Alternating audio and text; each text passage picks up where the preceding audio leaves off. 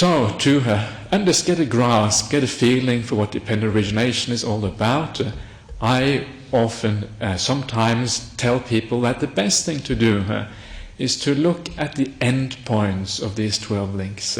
The end points are, first of all, ignorance at the very beginning, or misunderstanding of reality, if you like, and then suffering at the very end. These are the two end points, the first and the 12th factor of dependent origination.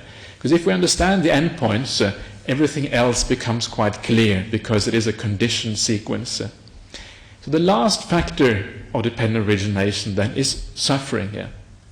Now this is obviously very important, because this shows us the purpose of dependent origination. The purpose is found in the last factor.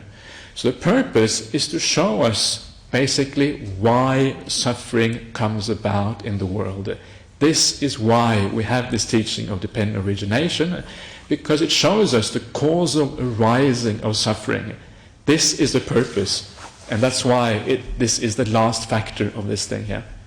And of course this becomes straight away very practical. You can see straight away why this is very practical, because if we understand why suffering arises in the world, then we have an opportunity to do something about it. If we understand the causal relationship, then we can do something with those causes, and we can both alleviate the suffering, lessen the problems that we have, and ultimately overcome, perhaps even overcome that suffering altogether. So this is why dependent origination is so interesting, because it shows us how suffering comes to arise in the world.